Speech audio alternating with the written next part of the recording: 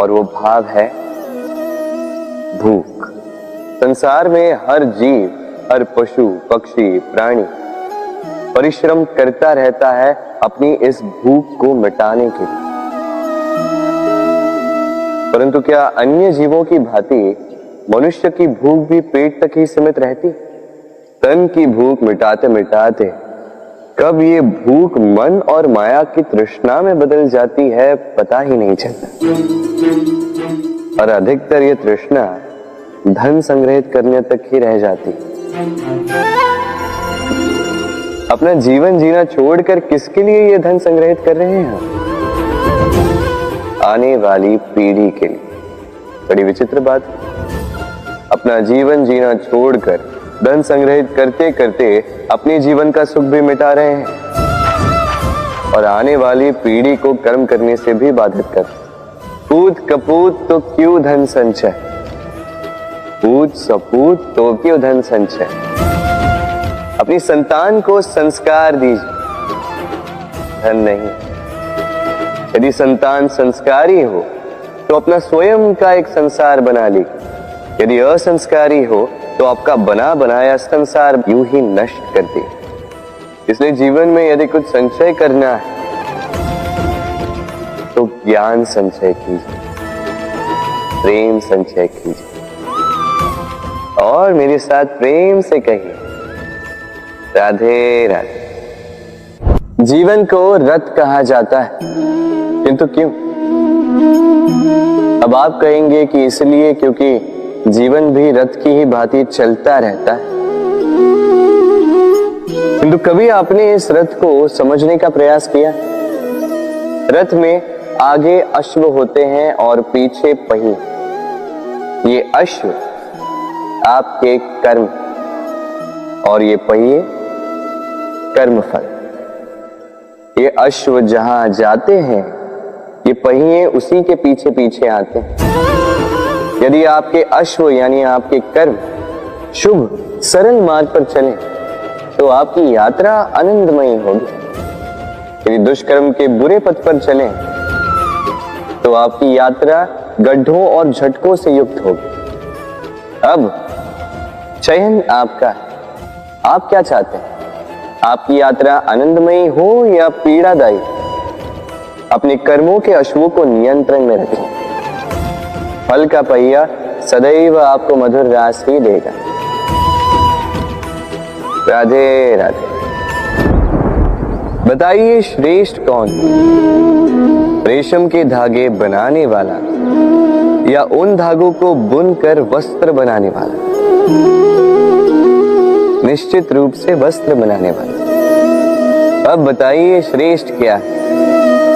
माटी को पूरे तट पर बिखेर कर रख देने वाली बाढ़ या उस माटी को समेट कर उसी से एक मूर्ति बनाने वाला मूर्ति का? निश्चित रूप से मूर्ति का। अब बताइए श्रेष्ठ कौन है? देवताओं और दानवों का वो दल जिन्हें अमृत प्राप्ति के लिए इस संसार में हलाहल फैला दिया, या वो महादेव जिन्होंने इस हलाहल को सूक्ष्म करके अपने कंठ में समाहित कर लिया? निश्चित रूप से महादेव श्रेष्ठ। इसी प्रकार संसार में छोटी छोटी बातों को बड़ा करने वाले श्रेष्ठ नहीं होते, क्योंकि छोटी छोटी नोकझोंकों को द्वंद्व में परिवर्तित करना बड़ा ही सरल है। किंतु श्रेष्ठ सदैव वो होता है जो बड़े से बड़े युद्ध को समझौता बनाकर समाप्त कर दे। राधे राधे। संसार में सबसे कठिन कार्य क्या है? कोई कहेगा पर्वत पर चढ़ना, कोई कहेगा तैरना, कोई कहेगा उड़ना। किंतु क्या ये वास्तव में कठिन है? असल में देखा जाए तो बस ये थोड़े भिन्न है। जो कर्म हमारे लिए करना थोड़े भिन्न हो हम उसे कठिन समझ लेते, जैसे तैरने की कला भिन्न है।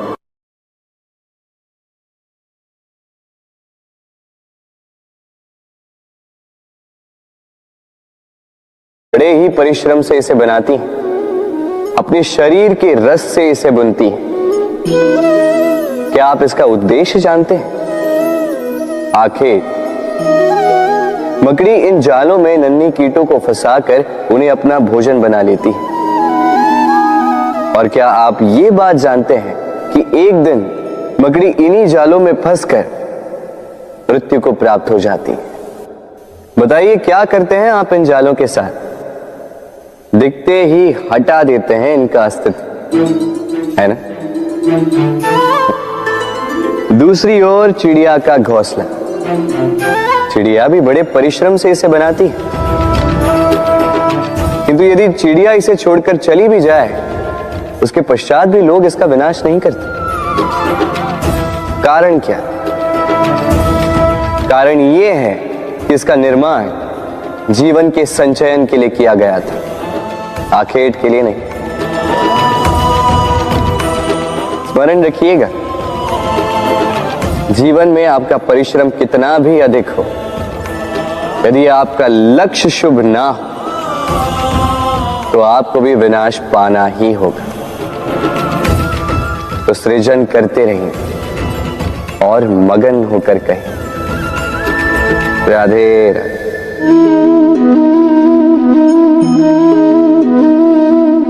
आपके विचार से मैं क्या कर रहा हूं? आप कहेंगे मैं दीपक जला रहा हूं। सही, किंतु प्रश्न ये उठता है कि क्या मैंने आपसे कहा कि ये दीपक है? नहीं। क्या इस दीपक ने स्वयं अपना परिचय आपको दिया? नहीं। फिर आपने कैसे जाना कि ये दीपक है? उत्तर है प्रकाश, जो स्वयं जल कर अंधकार में संसार को राह दिखाए, वो दीपक है। जो निराशा में आशा की ज्योत दिखाए, वो दीपक है। दूसरी ओर सर्प है, जो दिखे नहीं बस फुफकार दे तो लोग भयभीत हो जाते हैं। अर्थात व्यक्ति का परिचय उसके कर्मों से मिलता है, इसलिए आपको ये बताने की आवश्यकता नहीं कि आप कौन हैं। ये आपके कर्म ही निश्चित करेंगे कि लोग आपसे दीपक समझकर प्रेम करेंगे या सर्प समझकर भयभीत रहेंगे। राधे राधे। समय कितना विचित्र होता है। समय हमारे साथ हो तो हम स्वयं को राजा मान लेते हैं, वही समय यदि विरुद्ध हो जाए तो रंक बनने में समय नहीं लगता। इसलिए मनुष्य की एक आदत होती है, बुरे समय के लिए कुछ बचा कर रखता है। संबंधी, मित्र बुरे समय में साथ छोड़ देते हैं। यश, मान बुरे समय में चला जाता है। तो व्यक्ति सोचता है क्यों ना धन संचय कर। धन का तो कोई मन नहीं होता जो समय आने पर बदल जाए। संसार कहता है कि धन का संचयन करते रहो, बुरे समय में काम आएगा। मैं कहता हूं शुभ कर्म करते रहो, आनंदित रहो, स्वयं पर और ईश्वर पर विश्वास रखो, बुरा समय कभी आएगा ही नहीं। राधे राधे। प्रकृति ने मनुष्य को एक विशेष शक्ति दी है, अन्य जीवों से अधिक शक्ति दी, स्मरण शक्ति। यही शक्ति मनुष्य को अन्य जीवों से भिन्न बनाती, इतिहास लिखने की प्रेरणा देती, ज्ञान को पीढ़ी दर पीढ़ी आगे भी बढ़ाती, और जो भूल जाते हैं अधिकतर रूप से वो उपहास और दया के पात्र बन जाते हैं। परंतु क्या यही पूर्णतः सत्य है? नहीं। यही स्मरण शक्ति मनुष्य के विकास में सबसे बड़ी बाधा भी बन जाती है, उसके चित्त को दूषित कर देती। बुरे अनुभव, किसी का दिया गया धोखा, किसी का किया गया कटाक्ष मनुष्य भुला नहीं पाता और फिर लग जाता है प्रतिकार में। पहले समय नष्ट करता है प्रतिकार की तैयारी में, फिर समय नष्ट करता है प्रतिकार का अवसर ढूंढने में। यदि संतोष पाना है, यदि जीवन में आनंद पाना है, तो स्मरण शक्ति का सदुपयोग कीजिए। अपनी स्मरण शक्ति को केंद्रित कीजिए केवल अच्छी बातों और अच्छी यादों की ओर। जीवन में प्रसन्नता आए। राधे राधे। मनुष्य अपने परिवार के लिए क्या कुछ नहीं करता, दिन रात परिश्रम करता है ताकि अपने परिवार की आवश्यकता पूर्ति के लिए धन कमा सके। परंतु क्या केवल धन कमाना पर्याप्त है? आप कहेंगे हाँ, क्यों नहीं। धन से सब कुछ मिलता है, विद्या मिलती है, घर मिलता है, औषधि मिलती है, क्या कुछ नहीं मिलता। ये सब एक सीमा तक ठीक, किंतु तनिक मन से सोच के देखिए, जब बालक रोगी होता है तो वो उस कड़वी औषधि को क्यों पी लेता? इसलिए क्योंकि उसके पिता ने उस औषधि को धन से खरीदा नहीं, बल्कि इसलिए क्योंकि उसके सामने खड़ा उसका पिता, उसे उन पर विश्वास है कि वो उसे कुछ नहीं होने देंगे। ये विश्वास, ये संस्कार, ये सीख कभी धन से नहीं मिलती। ये मिलती है उस समय से जो माता पिता ने अपने संतान के साथ बिताया। इसलिए जीवन में धन अवश्य कमाई, तो अपने परिवार को भी समय दीजिए, प्रसन्नता मिलेगी। राधे राधे। मुझे बताइए, इस दीवार को तोड़ने का क्या लाभ है? यदि किसी संबंध में संदेह घर कर लेता है तो आए दिन शत्रुता की स्थिति बनी रहती है। कल कोई और कारण बन सकता है इस दीवार के पुनः बनने का। तो क्या पुनः इस दीवार को बनाएंगे काका? संबंध की पवित्रता वैसी होनी चाहिए जैसे एक माता और संतान के प्रेम में होती है, निश्चल, निर्दोष, कि बात केवल रूठने मनाने तक ही सीमित रहे।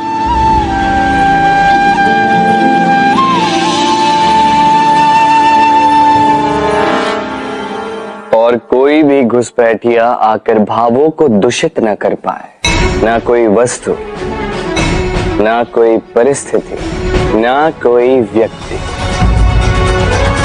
कोई उन्हें अलग न कर पाए काका। सोचिए, यदि ये दीवार पुनः बननी है तो इसे तोड़ा ही क्यों जाए?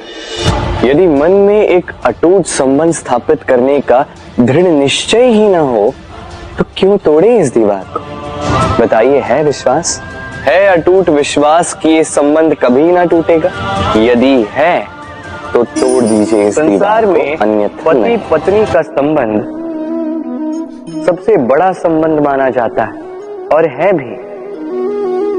सप्तपदी लेकर 7 जन्मों तक दोनों एक दूसरे के साथ जुड़ जाते हैं, एक दूसरे के अर्धांग बन जाते हैं। अर्धांग अर्थात अर्ध अंग। क्या इसका महत्व आप समझ पा रहे हैं? अपना समस्त जीवन किसी के साथ बांटना। किंतु क्या संसार के सारे पति पत्नी एक दूसरे के साथ अपना समस्त जीवन बांट सकते हैं? क्या इसमें सभी सक्षम रह पाए हैं? अपना जीवन किसी और के साथ बांटने के लिए सबसे महत्वपूर्ण बात है स्वीकृति, स्वीकार करना। सामने वाले व्यक्ति को स्वीकार करना, उसकी अच्छाइयां भी, उसकी बुराइयां भी।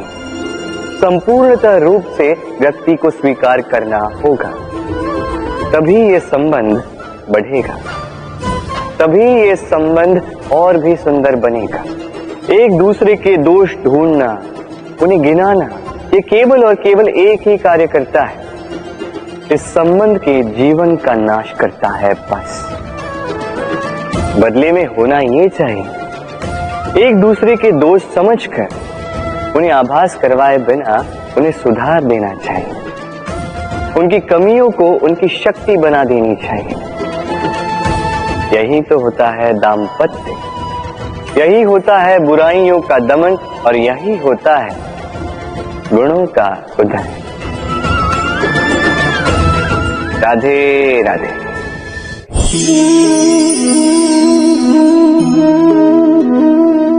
कंकड़ इतना छोटा सा कि उंगली पर आ जाए, किंतु सोचिए यदि यही कंकड़ आंख में लग जाए तो कितनी बड़ी समस्या बन जाता है। अब सोचिए ये कंकड़ आपके मार्ग में है, आप पादुकाएं पहनकर बड़ी सरलता से आगे निकल जा सकते हैं, किंतु यदि यही कंकड़ आपके पांव और पादुकाओं के बीच फंस जाए तो आप ठीक से चल नहीं पाएंगे, भले ही वो मार्ग पुष्पों से भरा क्यों ना हो। अर्थात आप बाहर की समस्याओं से, उन चुनौतियों से लड़ सकते हैं,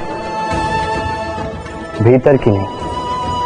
भीतर की समस्याओं से लड़ना अत्यंत कठिन होता है, इसलिए सर्वप्रथम आप भीतर से शक्तिशाली हो जाइए, भीतर से पूर्ण हो जाइए, फिर आप इस संसार के समस्त समस्याओं और चुनौतियों से लड़ सकते हैं, आप विजयी हो सकते हैं। राधे राधे। प्रेम, ये प्रेम इस संसार में किसे नहीं भाता, हर किसी ने प्रेम का अनुभव किया ही, हर कोई जानता है ये प्रेम कितना सुंदर है, क्यों ना? ये प्रेम भाव इस संसार में सबसे शक्तिशाली भाव। अब हर शक्ति के साथ आते हैं कुछ उत्तरदायित्व। अब जैसे ही ये उत्तरदायित्व हमारे जीवन में आते हैं, हम सर्वप्रथम प्रेम को भूल जाते हैं, फिर हमें ये प्रेम, ये बोझ लगने लगता है। किंतु इस संसार का सत्य तो यही, हर प्रसन्नता के साथ उत्तरदायित्व आएंगे जिसका पालन हमें करना ही होगा। अब यदि मैं आपको उदाहरण दूं,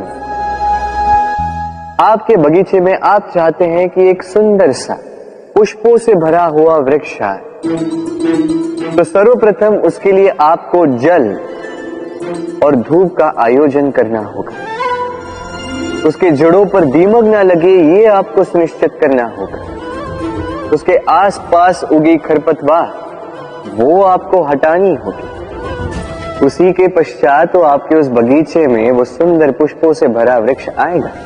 क्यों? इसी प्रकार होता है प्रेम भी। सर्वप्रथम आपको इसमें समर्पण का खाद जल डालना होगा, अविश्वास और संदेह, इसकी खरपतवार आपको हटानी होगी, और विश्वास की ये जड़ें कभी ना दुर्बल पड़े ये आपको सुनिश्चित करना होगा। उसी के पश्चात प्रेम का वास्तविक सुख आप अनुभव कर पाएंगे। राधे राधे। प्रेम, प्रेम क्या है सभी जानते हैं। सामान्य रूप से ये प्रेम आकर्षण से प्रारंभ होता है और इसमें कुछ भी बुरा नहीं है। महत्वपूर्ण बात यह है कि इस प्रेम का लक्ष्य क्या है। जिससे आपने प्रेम किया उसे पा लेना या ना पाने के कारण स्वयं को विचलित कर इस संसार से मुख मोड़ लेना। यदि कोई इन दोनों विकल्पों में से कोई एक चुनता है तो आपको बता दो, ये दोनों ही प्रेम का अंत है। प्रेम का असली अर्थ है समर्पण, संपूर्ण निस्वार्थ समर्पण। ऐसा प्रेम जिसमें जिनसे आपने प्रेम किया उसको पाने की प्रसन्नता आपका लक्ष्य नहीं है। जिनसे आपने प्रेम किया उसे प्रसन्न करना आपका लक्ष्य हो। ये प्रेम ईश्वर है। किंतु यदि इस प्रेम में पूर्णतः समर्पित नहीं होंगे तो इस प्रेम में एक आकार नहीं हो पाओगे। किंतु यदि इस प्रेम में स्वयं को पूर्णतः समर्पित कर दिया तो समझो इसी प्रेम में आप ईश्वर पाओगे। राधे राधे। सम्मान, संबंध दोनों एक दूसरे के साथ ऐसे जुड़े हैं जैसे दीपक और बाती। ना कोई कम है ना कोई अधिक, दोनों का अधिकार समान होना चाहिए, जैसे पति पत्नी का संबंध। अब इसमें पति का अर्थ स्वामी नहीं, साथी। उसका कर्तव्य है साथ देना, आदेश देना नहीं। और ये संबंध सहकार से बनता है, अधिकार से नहीं। हाथ बढ़ाने से बढ़ता है, उंगली उठाने से नहीं। यदि इस संबंध में एक दूसरे का मान रखोगे, एक दूसरे का सम्मान करोगे, तभी ये संबंध बढ़ेगा, तभी ये संबंध अभिमान योग्य बनेगा। राधे राधे। सूर्य की किरणें कितनी दिव्य होती हैं ना। प्रतीत ही नहीं होता कि ये सूर्य रात्र भर अंधकार से जूझ रहा था। ये सूर्य प्रतिदिन उदित होता है, ये भुलाकर कि पिछली सांझ में ये डूब गया था। फिर से उदित होता है, सारे संसार को प्रकाश देता है। यही अंतर है हम में और सूर्य में। सूर्य बीती को बिसार कर आगे बढ़ता है, हम प्रतिदिन भोर में उठते हैं, वही पुरानी बातों को साथ लेकर चलते हैं, उसी कड़वाहट में स्वयं को लपेट लेते हैं। अब यही बीती बातों की श्रृंखला हमें जीवन में आगे बढ़ने ही नहीं देती। देखिए, यही जीवन है। भूल सबसे होती है, अपयश सबको मिलता है, सबकी यात्रा में असफलता लिखी है, सभी बुरे दिन देखते हैं। किंतु इन सारी बातों को भुलाकर जब जीवन में आगे बढ़ोगे, तभी तो इस संसार में, इस आकाश में सूर्य बनकर चमकोगे, तभी तो इस संसार को प्रकाश दोगे। इसलिए प्रतिदिन जागिए, एक नए जन्म के साथ, एक नए उत्साह के साथ, एक नए लक्ष्य के साथ।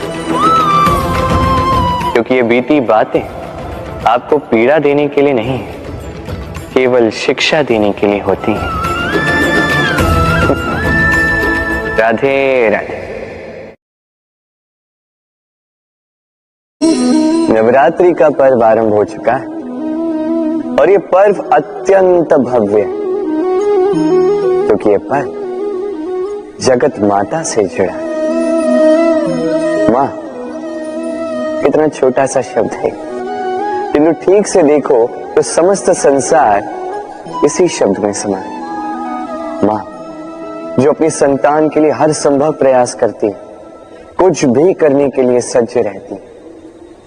मां जिसका सबसे बड़ा गुण निश्चलता, मन में ना कोई पूर्वाग्रह, ना कोई भेदभाव, ना कोई छल कपट, और इतनी भोली होती है मां।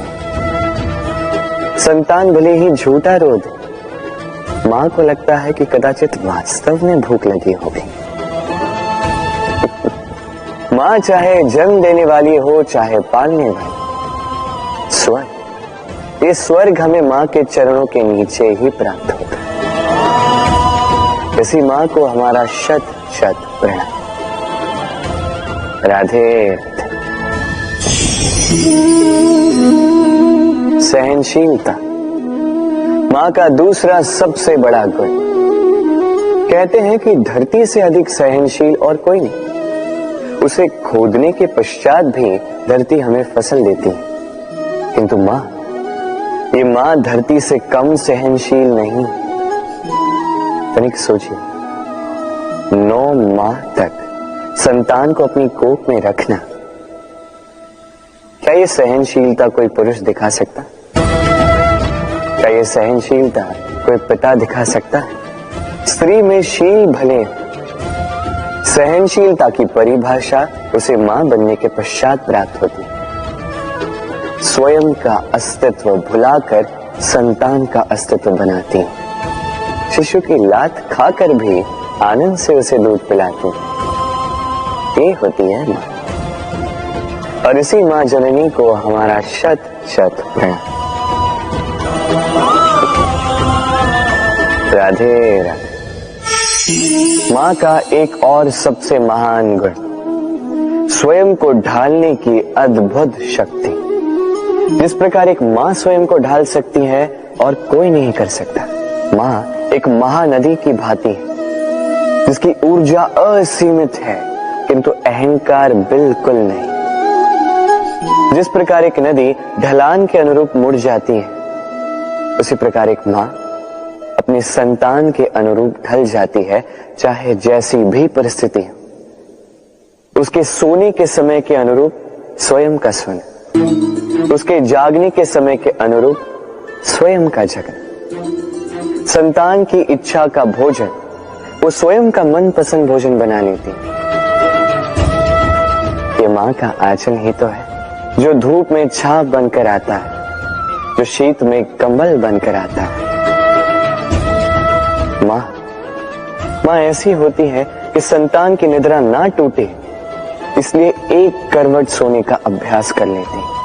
और इतना स्वयं को केवल वही ढाल सकती है जो संतान की ढाल बन सकती है। इसी मां को हमारा शत शत नमन। राधे राधे। मां के दो और सबसे महान गुण साहस और संबल।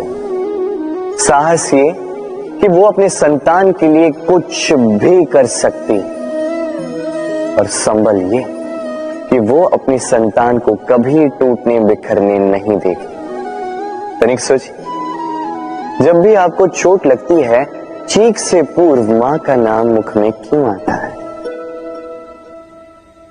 तनिक सोचिए, जब आपको बल की आवश्यकता होती है, साहस की आवश्यकता होती है, आगे आप अपना मार्ग देख रहे हैं जो अत्यंत कठिन प्रतीत हो रहा है, तब मुख से मां की ही शपथ क्यों निकलती?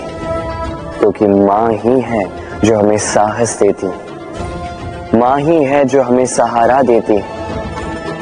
मां जानती है कैसे हमारी उंगली पकड़ के हमें चलना सिखाना है। मां ये भी जानती है कि कैसे कान पकड़ के हमें उचित मार्ग पर लाना है। इसी साहसी मां को हमारा शत शत नमन। राधे राधे।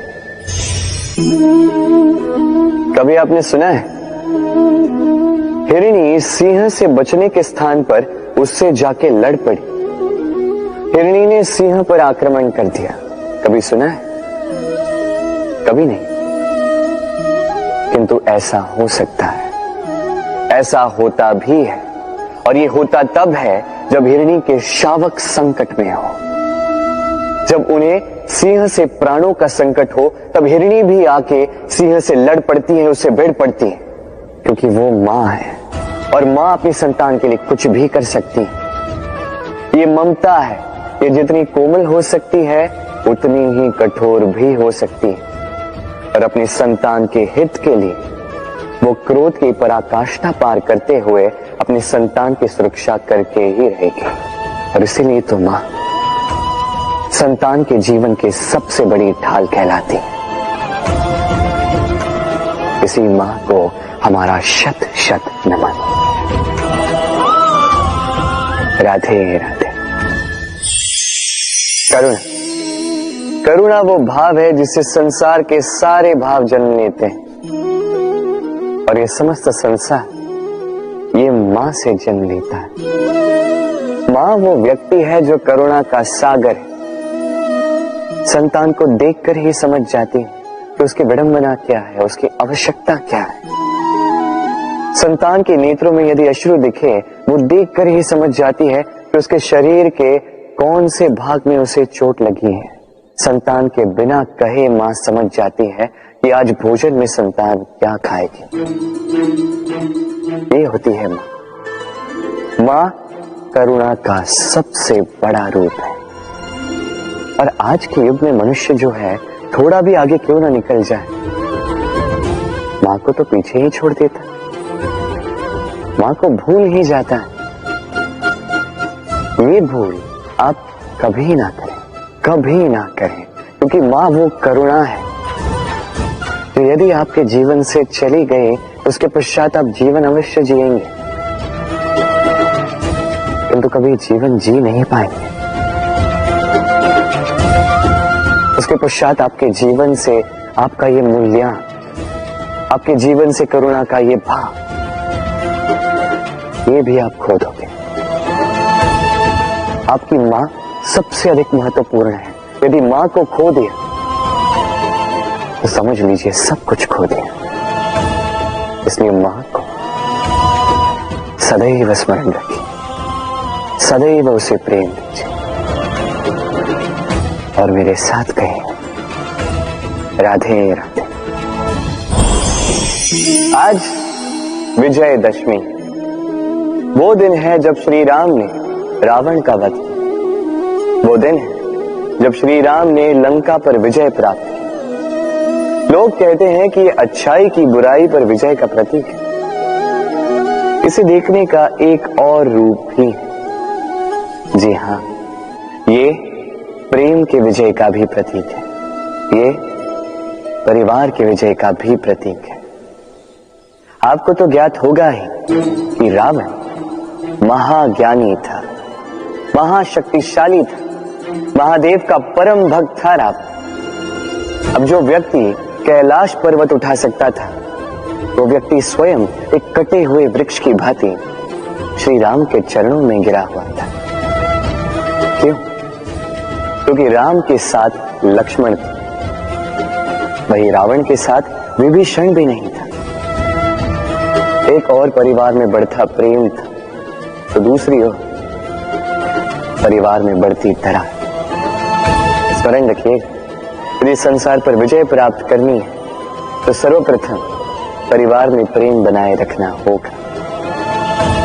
परिवार में केवल प्रेम बढ़ाइए, द्वेष कभी नहीं। आप सदैव सुखी रहें और जीवन की हर बाधा पर आप विजय प्राप्त करें। राधे राधे। देखिए, कल जो आने वाला है उसके लिए आज को व्यर्थ करना अनुचित है। हमें इस प्रकृति से यही सोच, यही सीख पानी चाहिए। आज का ये क्षण ये कल नहीं आएगा, और कल जो क्षण आने वाला है वो आज को किसी भी प्रकार से प्रभावित नहीं करता। बस इसी सीख को ध्यान में रखते हुए आप सभी निश्चिंत रहिए। जीवन क्या है? ये जीवन हम जन्म लेते हैं, बड़े होते हैं, हमारे माँ बाप हमें पालते हैं, फिर उनके धन से हमारा बालपन बीतता, फिर हम बड़े होते हैं, हम विवाह कर लेते हैं, हमारी संतानें होती हैं, हम उनको पालते हैं, फिर हम वृद्ध हो जाते हैं और एक दिन इस संसार से चले जाते हैं। क्या यही जीवन है? आता होगा ये प्रश्न मन में कई बार, है ना? अब तनिक जल की यात्रा देखिए। सागर से भाप बनकर उठता है, मेघ बनकर बरसता है, फिर नदी बनकर पुनः सागर में समावेश करता है। तो कभी ये प्रश्न नहीं करता कि उसका जीवन क्या है, उसका उद्देश्य क्या है। हर भाव जीता है और दूसरों के लिए जितना बन सके देता जाता। जब सागर में होता है तो असंख्य जल जीवों को जीवन देता है। जब सागर से भाप बनकर मेघ बनता है तो किसानों को आशा देता है कि फसल पुनः उपजेगी। जब वर्षा बनकर बरसता है तो इस सूखी प्यासी धरा को सींचता है। और जब नदी में होता है तो किनारों पर वनस्पतियों को जन्म देता है। तो सोचिए, क्या जल कभी ये सोचता होगा कि उसका जीवन क्या है, उसके जीवन का उद्देश्य क्या है? नहीं, वो बस अपना धर्म करता जाता और जितना हो सके सबको आनंद देता जाता। इसलिए जीवन में कभी ये प्रश्न मत कीजिएगा कि ये जीवन क्या है, इस जीवन का उद्देश्य क्या है। बस इस जीवन को जिए और जितना हो सके उतना सबको आनंद दे। मन प्रसन्न होकर बोलेगा राधे राधे। कभी वर्षा के कारण बने कीचड़ से होकर आप अपने घर गए? पादुका पहनने के कारण आप उस कीचड़ से तो बच जाते, किंतु उन पादुकाओं द्वारा उड़ने वाली कीचड़ की बूंदें आपके वस्त्रों को मैला कर ही देती। किंतु फिर भी उन बूंदों से आपके वस्त्र मैले हो जाएंगे, इस कारण से आप पादुका पहनना तो नहीं छोड़ते। इसी प्रकार जीवन में कुछ ऐसे लोग भी आते हैं पादुका की भांति, जो आपको कीचड़ से तो बचा लेते हैं, किंतु वस्त्र रूपी आपके मन पर शंका के दाग लगा ही जाते हैं। इन लोगों के कारण से मन को खिन्न करने की आवश्यकता नहीं। आवश्यक है ये सोचना कि आपको आपके पांव कीचड़ से बचाने या आपके वस्त्र। जीवन में गंभीर होना अच्छी बात है, किंतु हर बात को यदि गंभीरता से लेने लगोगे तो जीवन का आनंद समाप्त हो जाएगा। ये संसार अनित्य है, यहां पे ऐसा कुछ भी नहीं जो सदा के लिए जीवित रहेगा। तो जब तक ये जीवन है, संतोष और आनंद से जिए। स्वयं पर छिटकने वाले कीचड़ पर ध्यान ना दें, बस आनंद बांटते रहें। मन प्रसन्न होकर बोले राधे राधे। व्यक्ति को जब अपने प्रेम को खो देने का भय होता है तो वो अपने प्रेम को इतने कस के पकड़ कर रखता है कि प्रेम को ही पीड़ा होने लगती है। प्रेम पा तो लेता है, किंतु उसे कैसे सहेजना है ये जब उसे नहीं समझ आता, तब वो उस प्रेम पर स्वामित्व पाने का प्रयास करता है और यहीं जन्म लेती है असुरक्षा की ये भावना, ईर्ष्या। जब एक लंबे वियोग के पश्चात दो प्रेमी एक दूसरे से पुनः मिलते हैं तो सबसे पहला भाव जो उनके मन में आता है वो ये कि कैसे एक क्षण के लिए भी अपने प्रेमी को स्वयं से दूर न जाने दो, कैसे अपने जीवन का एक एक क्षण अपने प्रेमी के साथ बिता। प्रयास ये रहता है दाऊ, इन दो प्रेमियों के मध्य में कोई भी ना आ पाए, और जब ये नहीं हो पाता तब जागती है ईर्ष्या, परीक्षा। एक ऐसी व्यवस्था जिससे मुझे, आपको, सबको कहीं ना कहीं दो चार होना ही पड़ता है। स्मरण कीजिए अपना बालपन। आप परीक्षा देने बैठे हैं। अब कुछ बालक ऐसे होते हैं जो वर्ष भर परिश्रम करते हैं, पढ़ते हैं, मन से परीक्षा देते हैं। कुछ बालक ऐसे होते हैं जो अपने आसपास बैठे बालकों की नकल करते हैं और परीक्षा में उत्तीर्ण भी हो जाते हैं। बुरा लगता है ये सोचकर कि कोई बिना किसी परिश्रम के परीक्षा में उत्तीर्ण कैसे हो सकता है। किंतु स्मरण रखिएगा, जो नकल करते हैं वो परीक्षा में उत्तीर्ण हो सकते हैं, सफल नहीं, क्योंकि वो नकल करते हैं बिना प्रश्न को समझे, बिना उत्तर का तरीका निकाले। यही हमारे साथ भी होता है। हम हमारे जीवन में दूसरों को देखते हैं, उनकी नकल करते हैं, उनकी भांति बनने का प्रयास करते हैं, किंतु ना हमारे जीवन में सफलता आती है ना आनंद आता है। क्यों? क्योंकि हम एक विशेष बात भूल जाते हैं कि प्रत्येक मनुष्य का व्यक्तित्व भिन्न होता है। आप दूसरों की नकल करके अपना जीवन व्यतीत कर सकते हैं, किंतु यदि अपने जीवन में सफलता लानी, यदि अपने जीवन में आनंद लाना है, तो स्मरण रखिए, स्वयं के प्रश्नों का उत्तर जीवन में स्वयं को ही खोजना होगा।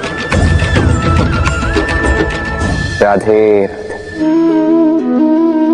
मनुष्य को जब सफलता मिलती है तब उसमें जागता है अहंकार, और ऐसे में मनुष्य अक्सर एक बात भूल जाता है, झुकना। सोचता है कि मैं किसी के समक्ष क्यों झुकूं? और ऐसा इसलिए होता है क्योंकि मनुष्य एक महत्वपूर्ण बात भूल जाता है। इस संसार में, इस जीवन में उसने जो भी प्राप्त किया है, झुक कर प्राप्त किया। बालपन में चलना सीखा तो इस धरा पर झुककर, गिरकर। बड़ों का आशीष लिया तो झुककर। किसान को फसल काटने के लिए झुकना पड़ता, कुएं से पानी निकालने के लिए पात्र को झुकना पड़ता, भगवान से आशीर्वाद प्राप्त करने के लिए उनके समक्ष झुकना पड़ता है। आंधियों में वृक्ष सुरक्षित कैसे रहते? झुककर। सम्मान कैसे पाया जाता है? झुककर। किसी के समक्ष झुकने का अर्थ स्वयं का आत्मसम्मान खो देना नहीं होता। उसका अर्थ होता है विनम्रता। हम मनुष्य हैं और इस आकाश की ऊंचाइयों तक पहुंचने के लिए हमें किसी पक्षी की भांति पंखों की आवश्यकता नहीं। बस जितना झुकेंगे उतना ही ऊपर उठेंगे। राधे राधे। आप इस संसार में ऐसे कई लोगों को जानते होंगे जिन्हें आप स्वार्थी मानते हैं, जो आवश्यकता पड़ने पर ही आपको स्मरण करते हैं, अन्यथा वर्षों तक कहीं दिखाई भी नहीं देते। किंतु जैसे ही उनकी आपके सहायता की आवश्यकता पड़ती है, हाथ जोड़कर आपके सामने सज्ज रहते। बड़ा क्रोध आता है ना इनको, मन खिन्न हो जाता है। मन से ये स्वर निकलता है कि इस व्यक्ति की सहायता न करें। किंतु आप ऐसा कभी मत कीजिए। आप सोचेंगे क्यों कह रहा हूं मैं ऐसा? स्मरण रखिएगा, दीपक का स्मरण व्यक्ति केवल तभी करता है जब अंधकार गहरा हो जाता है। उसे स्वार्थी मानकर स्वयं व्याकुल ना हो, स्वयं को दीपक मानकर आनंदित हो। भाग्यवान समझिए खुद को कि किसी को आवश्यकता पड़ने पर आपकी याद आए कि आप इस संसार में किसी की सहायता करने योग्य हैं। इस जीवन में किसी के स्वार्थी होने से स्वयं का दृष्टिकोण न बदले। बस ये दृष्टि रखिए,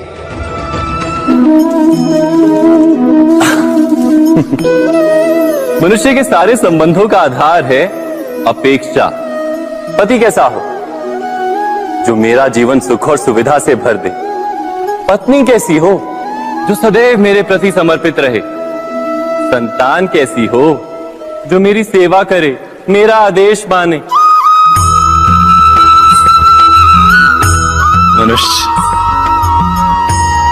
मनुष्य उसी को प्रेम भी कर पाता है जो उसकी अपेक्षा पूर्ण करता है, और अपेक्षा की तो नियति है भंग होना।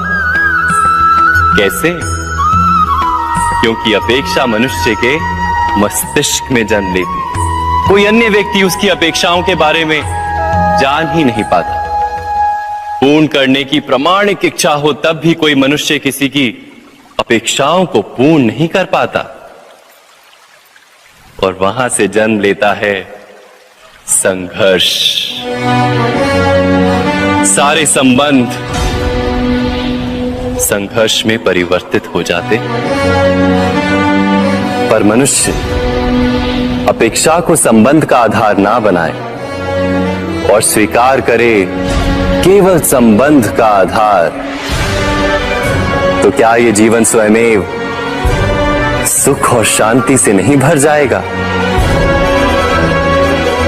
स्वयं विचार कीजिएगा।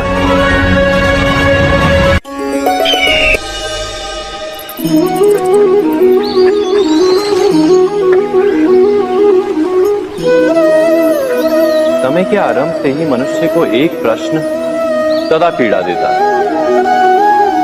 कि वो अपने संबंधों में अधिकतम सुख और कम से कम दुख किस प्रकार प्राप्त कर सकता है। क्या आपके सारे संबंधों ने आपको संपूर्ण संतोष दिया है? विचार कीजिए। हमारा जीवन संबंधों पर आधारित है, हमारी सुरक्षा संबंधों पर आधारित है।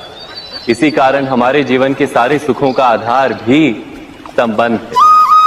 किंतु फिर भी हमें संबंधों में ही अधिकतर दुख क्यों प्राप्त होते हैं? सदा ही संघर्ष भी संबंधों से ही उत्पन्न क्यों हो जाते हैं? कभी विचार किया है? जब कोई व्यक्ति किसी अन्य व्यक्ति के विचार अथवा कार्य को स्वीकार नहीं करता, उसमें परिवर्तन करने का प्रयत्न करता है, तो संघर्ष जन्म लेता है। अर्थात जितना अधिक अस्वीकार उतना ही अधिक संघर्ष, और जितना अधिक स्वीकार उतना ही अधिक सुख। क्या ये वास्तविकता नहीं?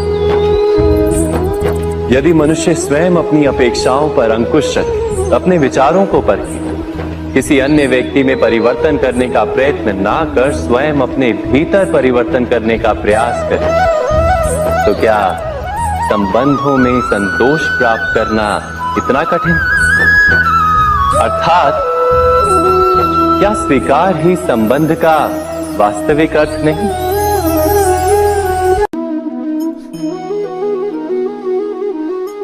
जगत में प्रत्येक व्यक्ति को किसी ना किसी प्रकार की निर्बलता अवश्य होती।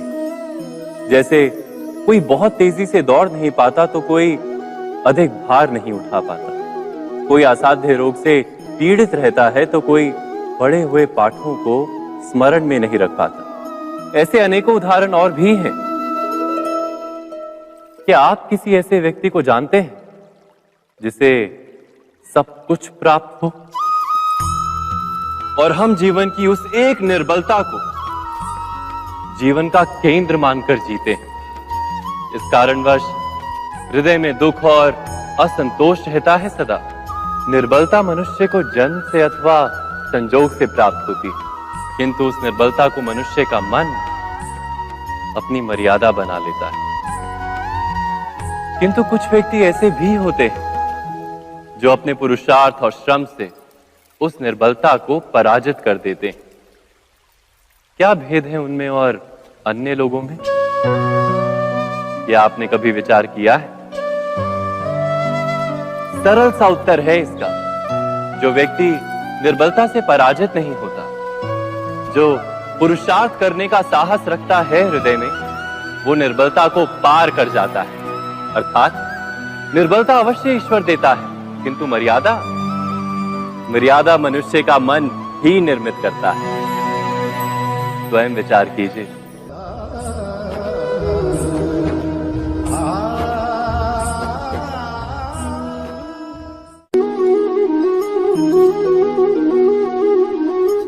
भविष्य का दूसरा नाम है संघर्ष। हृदय में आज इच्छा होती है और यदि पूर्ण नहीं हो पाती तो हृदय भविष्य की योजना बनाता है। भविष्य में इच्छा पूर्ण होगी ऐसी कल्पना करता रहता है, किंतु जीवन ना तो भविष्य में है ना अतीत में। जीवन तो इस क्षण का नाम, अर्थात इस क्षण का अनुभव ही जीवन का अनुभव। पर हम ये जानते हुए भी इतना सा सत्य समझ नहीं पाते। या तो हम बीते हुए समय के स्मरणों को घेर कर बैठे रहते हैं, या फिर आने वाले समय के लिए हम योजनाएं बनाते रहते हैं और जीवन जीवन बीत जाता है। एक सत्य यदि हम हृदय में उतार लें कि ना हम भविष्य देख सकते हैं, ना ही भविष्य निर्मित कर सकते हैं। हम तो केवल धैर्य और साहस के साथ भविष्य को आलिंगन दे सकते हैं, स्वागत कर सकते हैं भविष्य का। तो क्या जीवन का हर पल जीवन से नहीं भर जाएगा? स्वयं विचार कीजिए।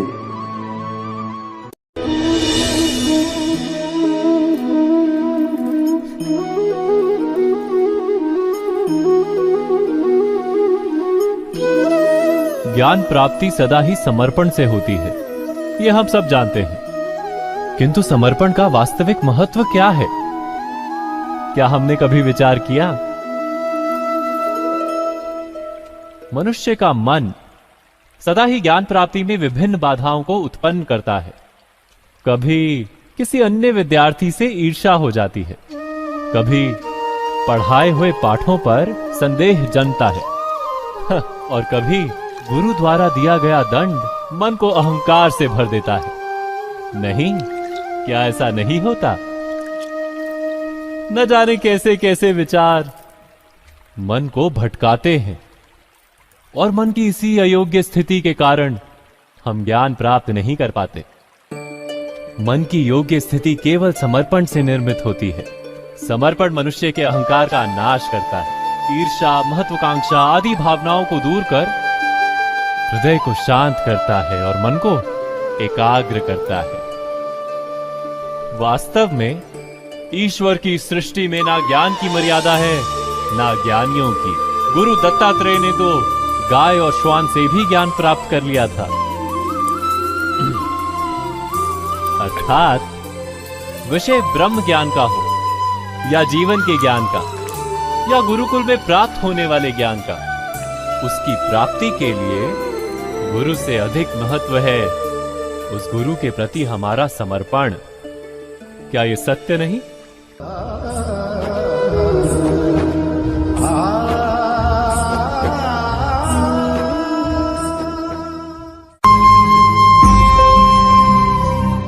प्रत्येक मनुष्य के जीवन में ऐसा क्षण अवश्य आता है जब सारे स्वप्न, सारी आशाएं, सारे दृश्य ध्वस्त हो जाते हैं। जीवन के सारे आयोजन ही बिखर जाते हैं। एक और धर्म होता है और दूसरी ओर सुख। इसी को धर्म संकट कहते हैं। जब धर्म का वहन ही संकट हो और धर्म का त्याग ही सुख हो। विचार कीजिए, कभी किसी स्वजन के विरुद्ध सत्य बोलने का अवसर प्राप्त हो जाता है, कभी ठीक दरिद्रता के समय सरलता से चोरी करने का मार्ग प्राप्त हो जाता है, कभी किसी शक्तिशाली राजनेता या राजा के कर्मचारी का अधर्म प्रकट हो जाता है। सबके जीवन में ऐसी घटना बनती ही रहती है। अधिकतर लोग ऐसे किसी क्षण को धर्म संकट के रूप में जान ही नहीं पाते। हमें किसी प्रकार के संघर्ष का अनुभव ही नहीं होता। सहजता से सुख की ओर खींचे चले जाते हैं, जैसे मक्खी गुड़ की ओर खींची चली जाती। वास्तव में धर्म संकट का क्षण ईश्वर के निकट जाने का क्षण होता है। यदि हम संघर्षों से भयभीत ना हो, सुख की ओर आकर्षित ना हो, अपने धर्म पर दृढ़ रहे, तो ईश्वर का साक्षात्कार दूर नहीं।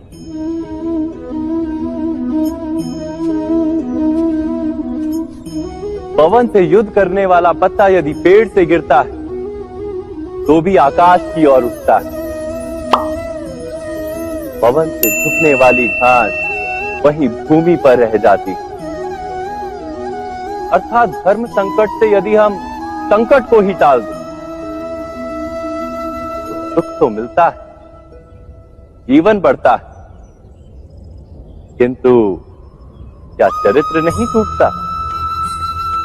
क्या आत्मा दरिद्र नहीं हो जाती? क्या ईश्वर से अंतर नहीं हो जाता? स्वयं विचार कीजिए।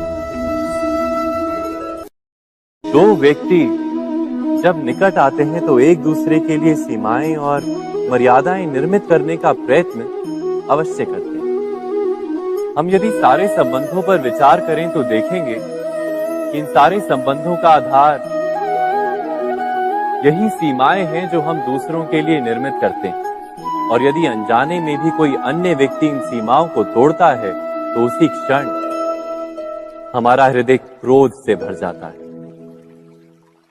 इन सीमाओं का वास्तविक रूप क्या है? क्या हमने कभी विचार किया? सीमाओं के द्वारा हम दूसरे व्यक्ति को निर्णय करने की अनुमति नहीं देते, अपना निर्णय उस व्यक्ति पर थोपते, अर्थात किसी की स्वतंत्रता का अस्वीकार करते हैं। और जब स्वतंत्रता का अस्वीकार किया जाता है तो उसका हृदय दुख से भर जाता है। और जब वो सीमाओं को तोड़ता है तो हमारा हृदय क्रोध से भर जाता है। क्या ऐसा नहीं होता?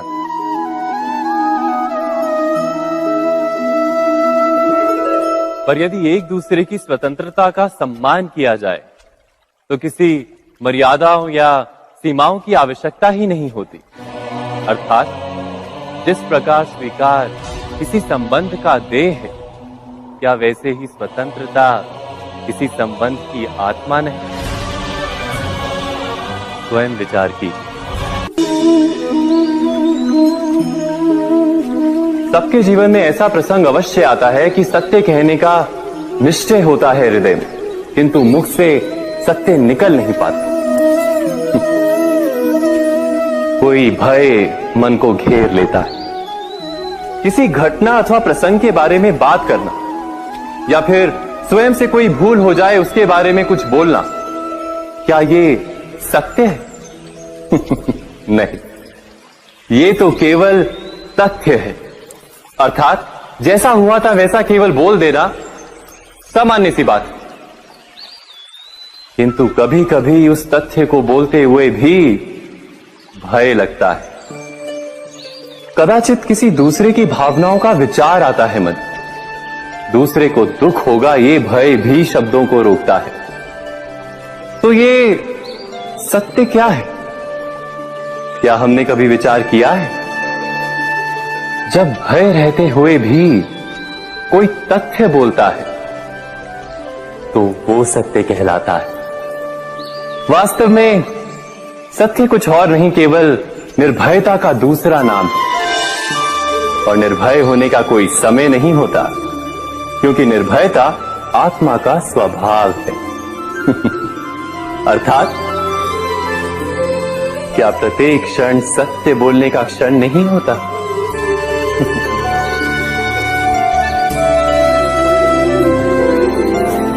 स्वयं विचार कीजिए।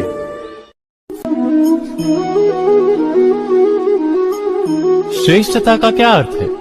श्रेष्ठता का अर्थ है दूसरों से अधिक ज्ञान प्राप्त करना। अर्थात मूल्य इस बात का नहीं कि स्वयं कितना ज्ञान प्राप्त किया, मूल्य इस बात का है कि प्राप्त किया हुआ ज्ञान अन्य लोगों से कितना अधिक है। अर्थात श्रेष्ठता की इच्छा ज्ञान प्राप्ति को भी एक स्पर्धा बना देती है। और स्पर्धा में विजय अंतिम कब होती है?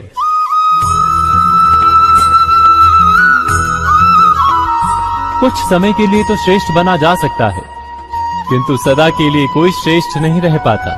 फिर वही असंतोष, पीड़ा और संघर्ष जन्म लेता है। किंतु श्रेष्ठ बनने के बदले यदि उत्तम बनने का प्रयत्न करें तो क्या होगा? उत्तम का अर्थ है कि जितना प्राप्त करने योग्य है वो सब प्राप्त करना, किसी से अधिक पाने की इच्छा से नहीं, मात्र आत्मा की तृप्ति हेतु कुछ प्राप्त करना। उत्तम के मार्ग पर किसी अन्य से स्पर्धा नहीं होती, स्वयं अपने आप से स्पर्धा होती है। अर्थात उत्तम बनने का प्रयत्न करने वाले को देर अबेर सारा ज्ञान प्राप्त हो जाता है, बिना प्रयत्न के ही वो श्रेष्ठ बन जाता है। किंतु जो श्रेष्ठ बनने का प्रयत्न करता है वो श्रेष्ठ बने या ना बने, उत्तम कभी नहीं बन पाता।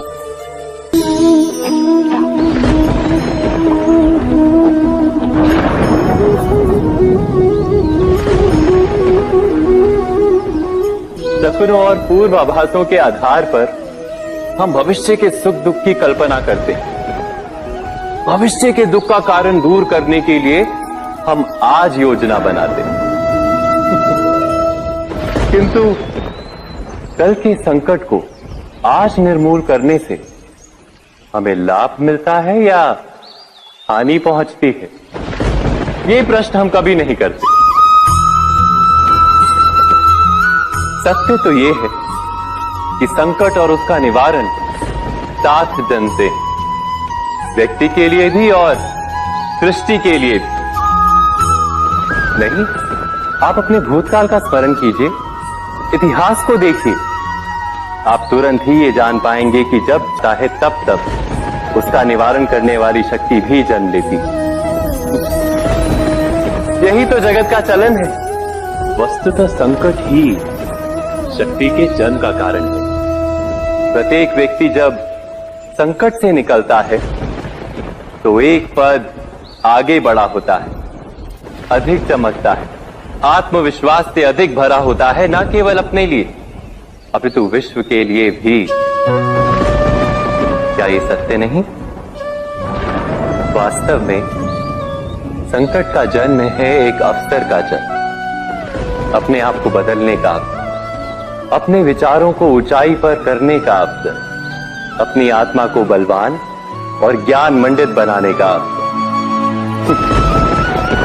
जो ये कर पाता है उसे कोई संकट नहीं होता, किंतु जो ये नहीं कर पाता वो तो स्वयं एक संकट है विश्व के लिए। विचार कीजिए। राधे